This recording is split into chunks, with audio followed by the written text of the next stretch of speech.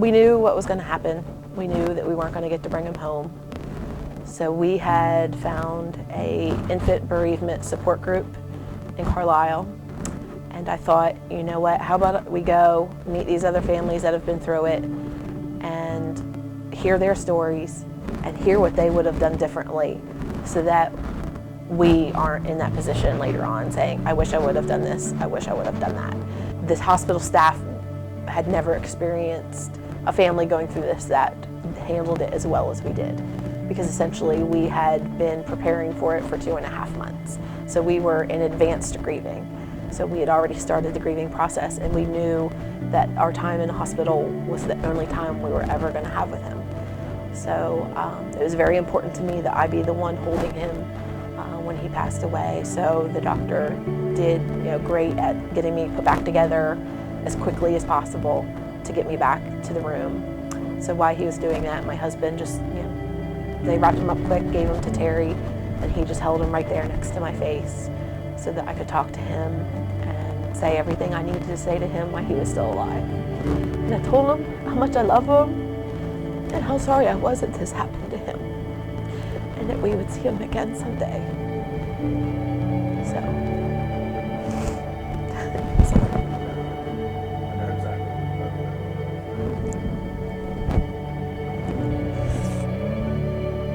As I say these words, I still can see his face, right there.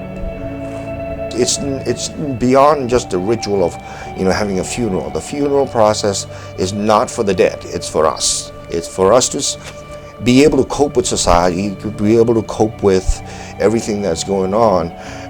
By having a funeral the way you do, you get your loved ones and people who care about to participate in that process and come together and give them the emotional support that they need. I was in a tremendous amount of physical pain from the C-section. So when we were at the funeral, I was hurting, but it was very important to me to stand up and read a poem that I had picked out for him. It's called Remember Me With Love. And I read it through tears, and I don't know how I did it, and a lot of people came up to me later and said that they were so amazed that I had the strength to stand up and do that. You have a baby and you have all this energy that's meant to be spent taking care of that baby, and there's no baby to take care of, so I had to do something. That's all part of our grieving process, When we go through such a tragic thing, we have to have something that we can hang on to that preserves our reality, and that's what those thought out, planned events did for her. Was it gave her something to hold on to as far as Connor is concerned. I'd heard from others that cemeteries usually have a baby section. So I asked the caretakers there if there was a baby section in this particular cemetery, and he said yes, and he pointed me in the right direction. And I went over, and it was so sad. A lot of the babies they didn't have a permanent marker. It was just the temporary marker provided by the funeral home. And they were just not in a nice, neat, orderly fashion. Grass growing over, you could tell people hadn't been there in years. And I just thought, that is so sad. I knew our marker was expensive for us. It was $600 just for the flat, middle quality grade stone. So I thought, I just felt I had to do something for Connor, something more than just thinking of him every day. Like I mentioned before, I had this energy that I just needed to do something. So I've had nonprofit experience, so I thought, how about I start a charity that would help families get grave markers for their babies.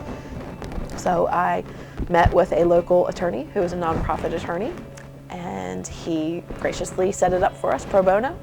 And then I'm in accounting, so I had another accountant help me apply to the IRS for tax exempt status, and we were approved, and so the Connor Kirby Infant Memorial Foundation was started.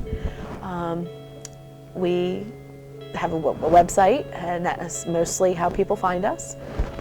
We have brochures, and I have contacts with both the Chambersburg and Carlisle hospitals. In fact, the one nurse at Chambersburg Hospital sits on our board. And so when they have a family come in that has experienced a loss, and most times it's unexpected, like a stillbirth, if the family needs help, they give them our brochure and they contact us.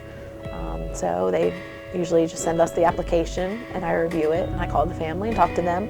And most times they just need to talk to someone who's been through it, because there's just something indescribable about talking to another mom who has lost her baby. You just know you're not alone, and that someone else understands the depth of your pain. It was once said that there are only 3 certainties in life: birth, death, and change. Among those certainties are heartbreaking realities which families across the nation must deal with on a daily basis. In 2009, approximately 25,000 American families experienced a stillborn birth. A loss as unexpected as this affirms the core mission of Adele's Foundation, whose impact has reached families both near and far.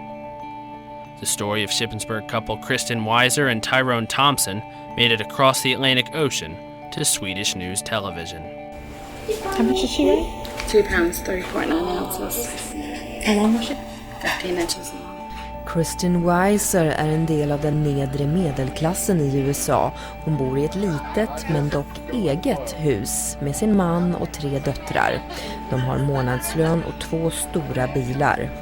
Men när den 4:e dottern Jaslyn föddes död så fanns det inga pengar till det nödvändigaste. We expected to have another little girl in October. And so we went from there, went through the summer, and everything was still fine with her. And I'm at work in Baltimore County and I get a phone call stating that they just took my wife to the hospital, that there was something wrong with the baby. As far as I'm knowing, I don't have not a clue what's going on with her until I get back into Shippensburg and find out that she lost the baby. Here the baby was breached.